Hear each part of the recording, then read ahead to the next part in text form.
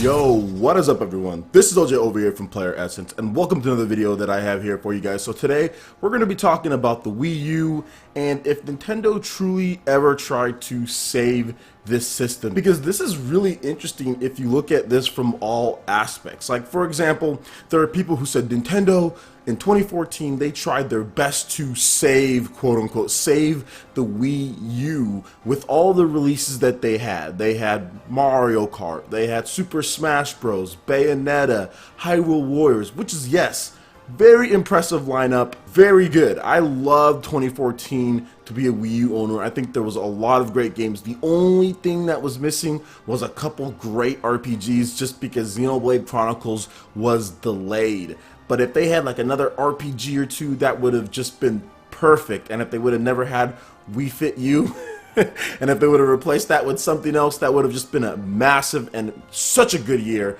But other than that, it was pretty much flawless. And the Wii U actually did improve a little bit in sales due to all of those games coming out and Nintendo's initiatives. It got a price reduction on the premium bundle, but not a real price drop because the Wii U was still $300. You can get one at launch for $300, then it was still $300 after that. So not a real price drop. But did Nintendo, even with all of their efforts that I talked about, did they ever truly try to save the Wii U? And what I mean by save the Wii U is take the type of measures that Microsoft took in order to, quote unquote, save the Xbox One. And what did Microsoft do to save the Xbox One? Well, for example, they took out Kinect. That was the big thing. People were saying Kinect is trash. We don't want this thing included in the bundle. Why is this something that you have to have? And Microsoft was like, okay, you got me. They took it out of there.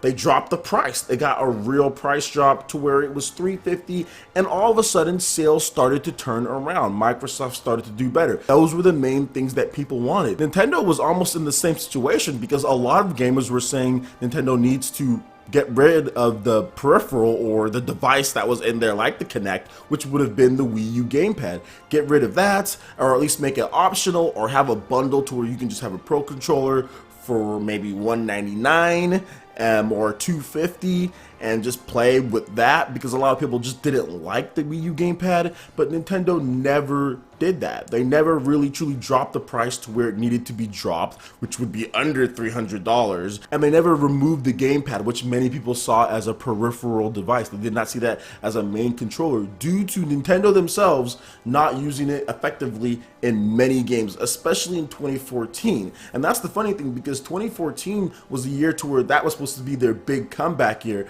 But if anything, it just reinforced why the Wii U GamePad is not needed to many people. And people, I think, gamers just said, I'm not buying the system until that GamePad is gone, or I'm just going to wait till this system is way cheaper if I'm going to buy one at all. And the reason why I say that it reinforced why the GamePad's not needed, because look at it. Think of all the games that came out in 2014. You had Mario Kart, don't need a GamePad for that game. You had Hyrule Warriors, definitely don't need a GamePad for that game. And especially for how much content is in that game, you probably want to have a controller that lasts for a long time because you're going to be playing it for long stints.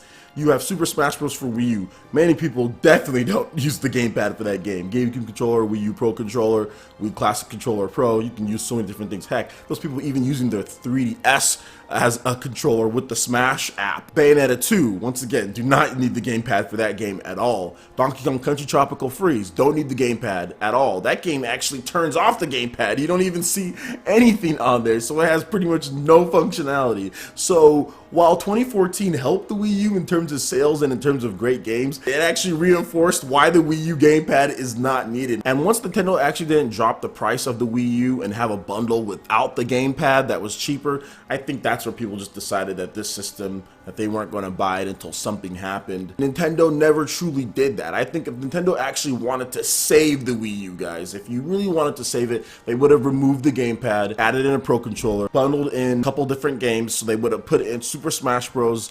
And they would have put it in like Mario Kart, and they would have made it like $199. I think that would have truly turned sales around to the point to where Nintendo can say that they tried to save the Wii U. Now, would that actually be feasible or for them as a business? I'm not sure. I don't think so, or they probably would have done it, or maybe they just kind of gave up on the Wii U beforehand. Once Mario Kart launched and sales didn't turn around, maybe they're just like, you know what? we really have to move on to our next system. This is just not working for us. We made way too many mistakes, and third-party developers, no matter how many Wii U's we sell at this point, third-party developers aren't going to get back on track with this by 2014. Third-party developers, they don't want to develop on our system. We need to do something else. So that could also be a scenario. I'm not really sure, but I just don't think Nintendo ever truly tried to save this system like some people were saying. Oh, like, where's the price drops and where's this, where's that? Nintendo, I think they gave up really early with the Wii U just because it was not the system that they needed to make at the time. It was not the system that was ever going to get them third-party support, even if it sold better.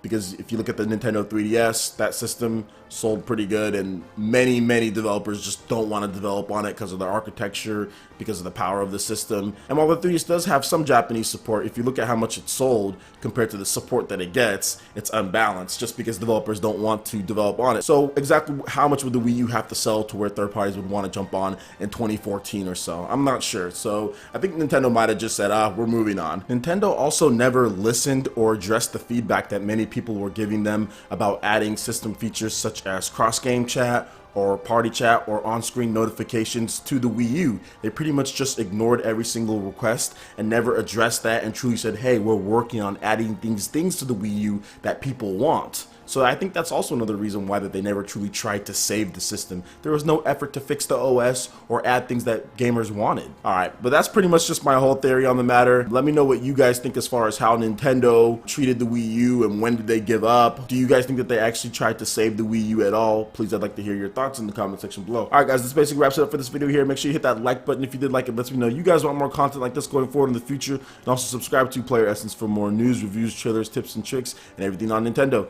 Thank you so much for watching. We'll see you for the next video. Peace.